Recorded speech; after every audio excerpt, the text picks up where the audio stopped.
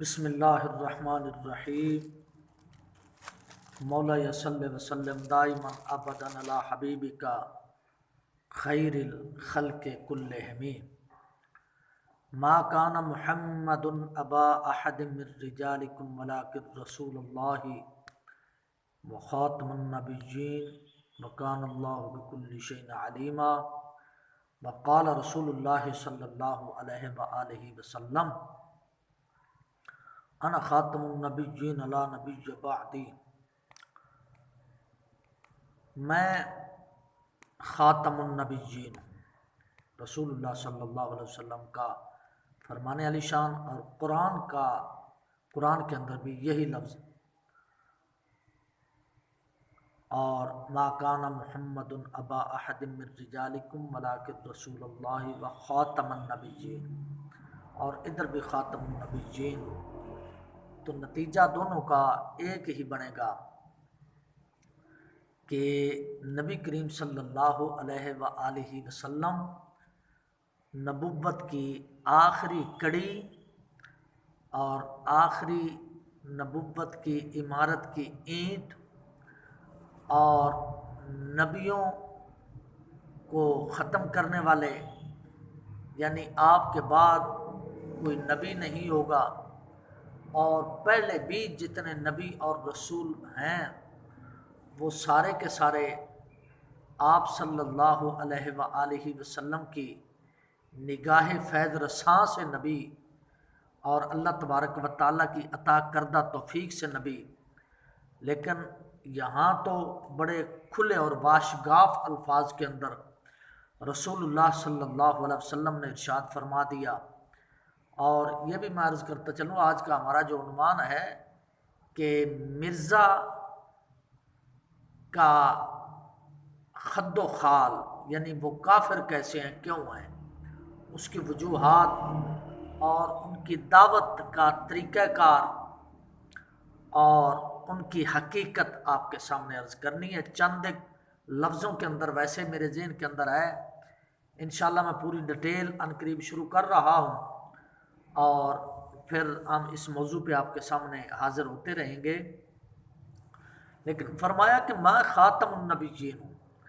اب یہاں کوئی کمینہ، کانا، بینٹو یہ دھوکہ دینے کی کوشش نہ کرے کہ میں ذلی ہوں، میں بروزی ہوں، یا میں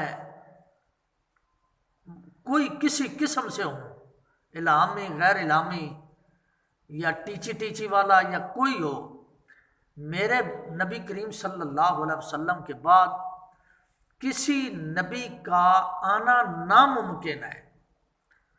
اور اگر یہ سوال اٹھایا جائے کہ حضرت عیسیٰ علیہ السلام تشریف لائیں گے، تو حضرت عیسیٰ علیہ السلام باوجود کہ نبی ہوں گے، لیکن چونکہ بڑا آسان سا اس کا حل کہ وہ پہلے تشریف لا چکے ہیں، اب ان کی دوبارہ تشریف آوری ہوگی، لیکن اب دوبارہ آنے کے بعد وہ اپنی نبوت کا اعلان نہیں کریں گے، اور اپنی رسالت کا اعلان نہیں کریں گے، اپنا کلمہ نہیں پڑھائیں گے، اپنے امتی نہیں بنائیں گے، اپنے قریب اس تسلسل سے نہیں بلائیں گے کہ میں نبی بن کر آیا ہوں، بلکہ حضور علیہ الصلاۃ والسلام کا امتی بن کر آیا ہوں۔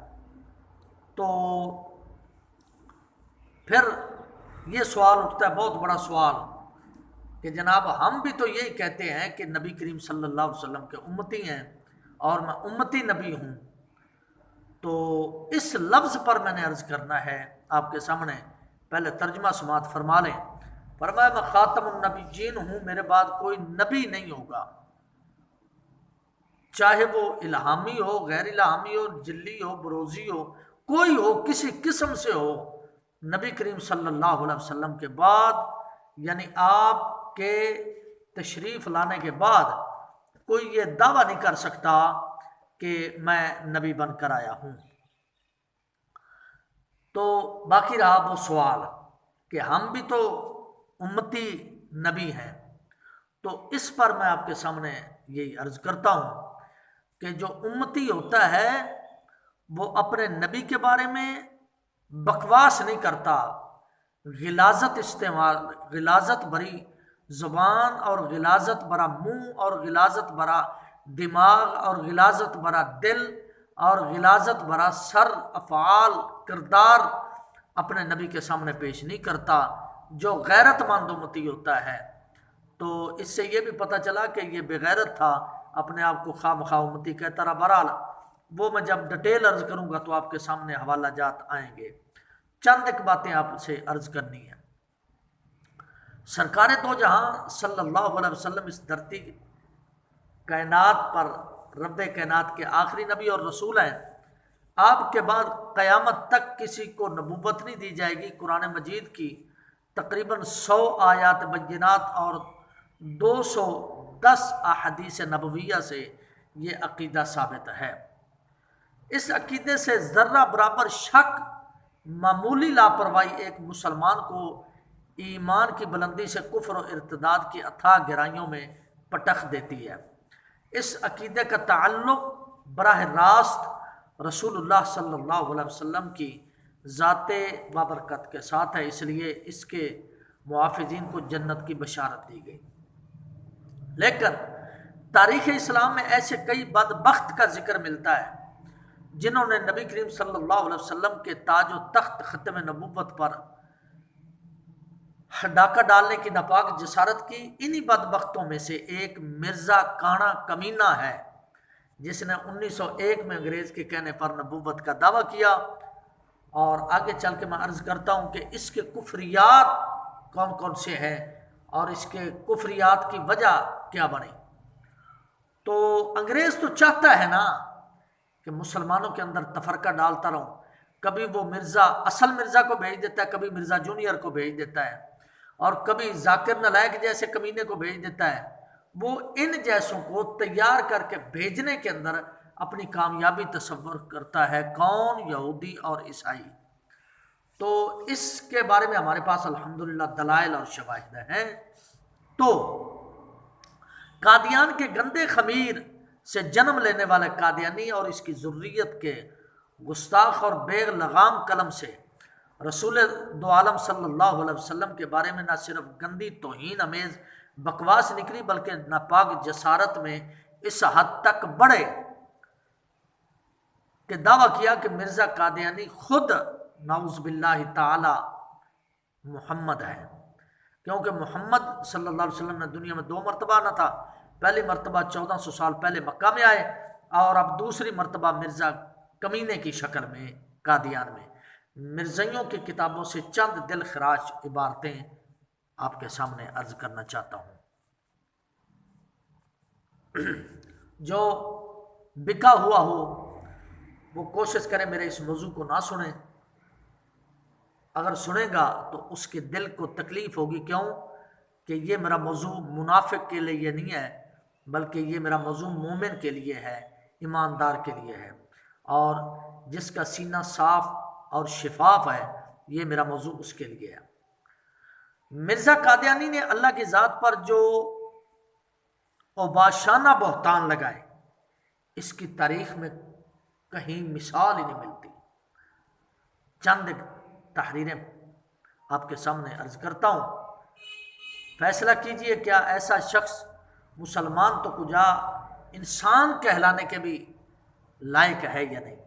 اچھا، پھر مزے کی بات یہ ہے کہ وہ پاگل تھا، 1 نمبر کا پاگل تھا وہ مرزا۔ حیرانگی ہوتی ہے کہ اس پاگل کے پیچھے قوم کیسے لگ گئی، جو مجھے حیرانگی ہوتی ہے اور بار بار یہ میں سوچتا ہوں۔ بہرحال کہنے لگا، کشف کی حالت مجھ پر اس طرح ہوئی گویا میں عورت ہوں اور اللہ نے رجولیت کی طاقت کا اظہار کیا۔ یعنی اللہ تبارک و تعالی رجل تھا، مرد تھا، میں عورت تھی، اور مرد والی مردانہ طاقت کا اظہار اللہ نے مجھ پر کیا۔ اسلامی قربانی ٹریکٹ نمبر 34۔ میں نے کشف میں دیکھا میں خود خدا ہوں اور یقین کیا کہ وہی ہوں۔ خزائن 13 اور صفحہ نمبر 103۔ صرف حوالے کے طور پر صرف اشارے دیتا ہوں میں، اس کی وضاحت میں نے آگے کرنی ہے انشاءاللہ العزیز۔ قرآن پاک کی آیت محمد الرسول اللہ والذین معہ میں میرا نام محمد ہے اور رسول بھی، خزائن جلد 18 اور صفحہ 207۔ مسیح موعود کمینہ قادیانی کو تب نبوت ملی، حوالہ جب اس نے نبوت محمدیہ کے تمام کمالات کو حاصل کر لیا، معاذ اللہ۔ کلمۃ الفصل صفحہ 113۔ اس بات میں کوئی شک نہیں کہ قادیان میں اللہ نے پھر محمد کو اتارا، کلمۃ الفصل صفحہ 105۔ مرزا قادیانی خود محمد الرسول اللہ ہے، معاذ اللہ، جو اسلام کی تبلیغ کے لیے دوبارہ دنیا میں آیا ہے، اس لیے ہمیں نئے کلمے کی ضرورت نہیں۔ ہاں اگر محمد کی جگہ کوئی اور دوسرا آتا تو ہمیں پھر نئے کلمے کی ضرورت پڑتی، کلمۃ الفصل اور صفحہ 158۔ اسی لیے مرزا نبی کریم صلی اللہ علیہ وسلم کو، مرزائی نبی کریم صلی اللہ علیہ وسلم کو تمام القابات اور خصوصیات مرزا قادیانی اور اس کی ذریت پر چسپاں کرتے ہیں۔ اب سمجھ میں آئی؟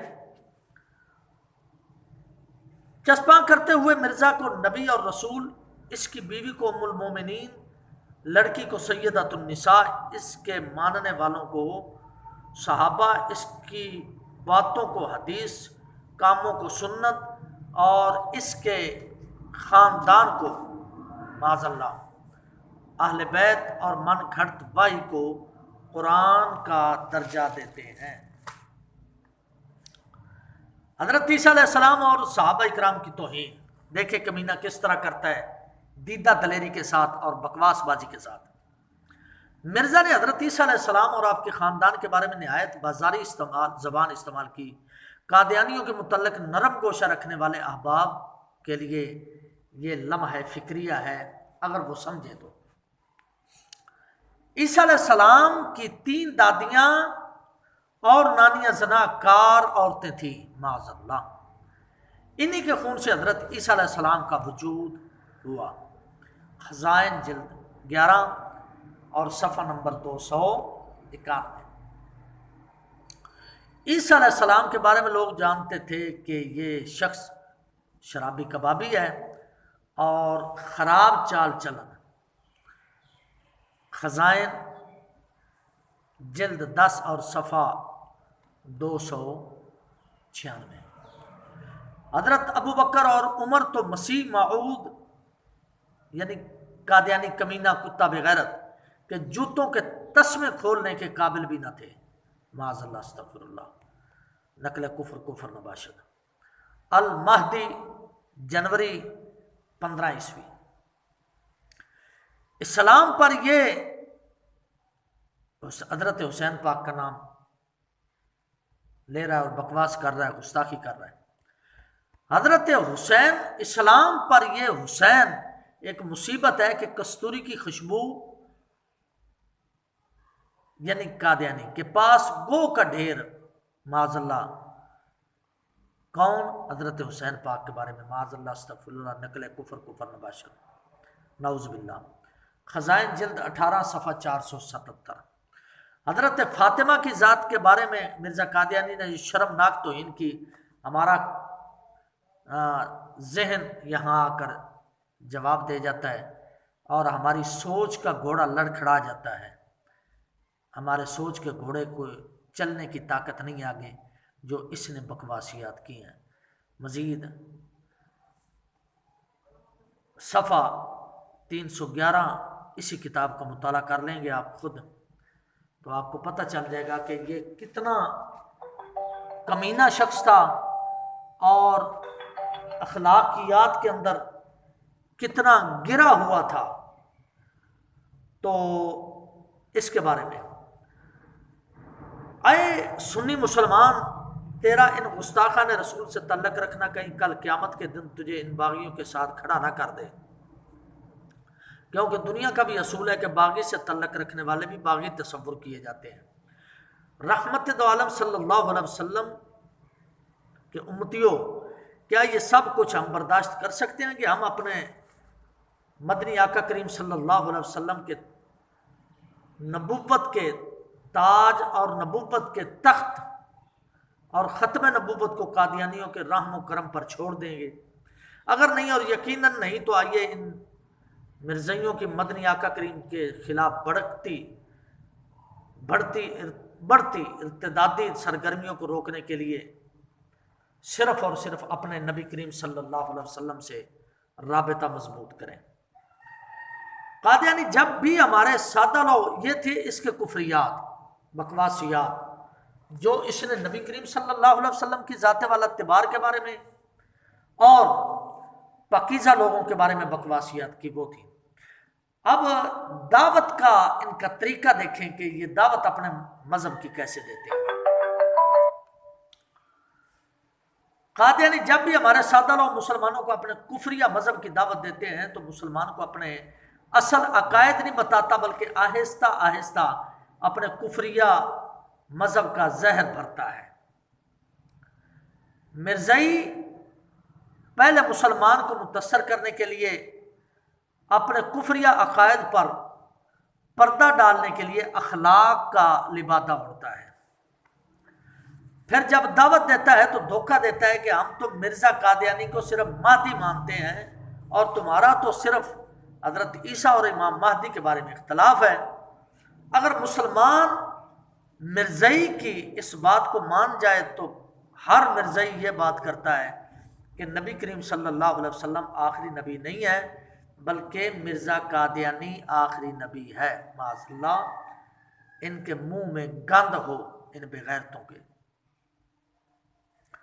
اکثر لوگ مرزائیوں کے دھوکے میں آ کر یہ سمجھنے لگتے ہیں کہ مرزائی قادیانی کو صرف مہدی مانتے ہیں، حالانکہ مرزا قادیانی کو صرف نبی نہیں بلکہ محمد الرسول اللہ مانتے ہیں، اور پہلے نبوت کی دعوت تو صرف اس لیے نہیں دیتے کہ ایک گناہ گار مسلمان بھی حضور نبی کریم صلی اللہ علیہ وسلم کی عزت ناموس ختم نبوت کے بارے میں ایک حرف سن کر خاموش رہنا ایمان کے منافی سمجھتا ہے، اور مرزائی جانتا ہے کہ حضور علیہ الصلوۃ والسلام کی ذات کے بارے میں کوئی بات کی تو مسلمان کا غصے اور طیش میں آنا یہ ایک فطری عمل اور ایمانی تقاضا ہے۔ اب بعض دفعہ مرزائی نہایت دجل و فریب سے کام لیتے ہوئے مسلمان کو مرزائی کے بارے میں دعا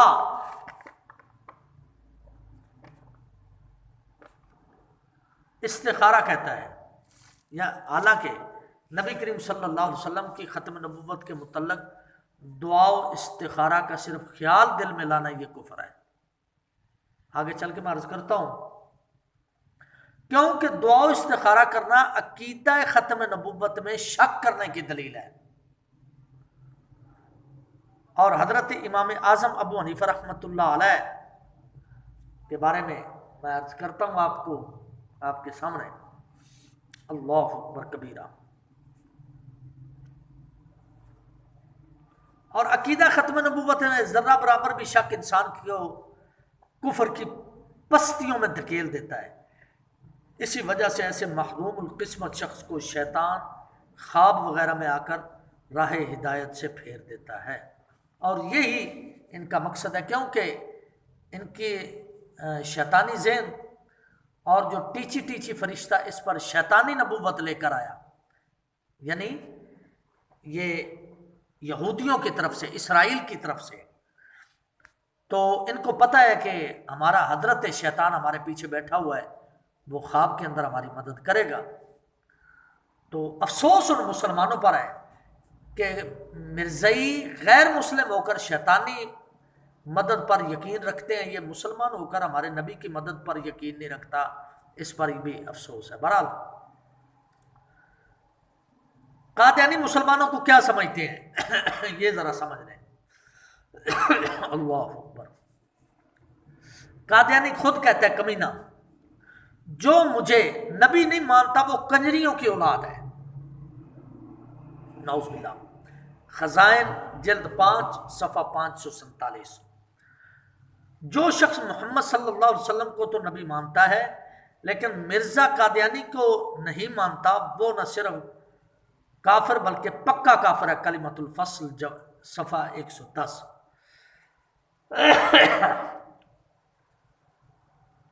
اب حضرت امام اعظم رحمۃ اللہ علیہ کی آخر میں ایک بات کرتا ہوں اور بات کر کے بات کو مکمل کرتا ہوں۔ حضرت امام اعظم ابو حنیفہ رحمۃ اللہ علیہ نعمان بن ثابت الکوفی، ان سے کسی نے کہا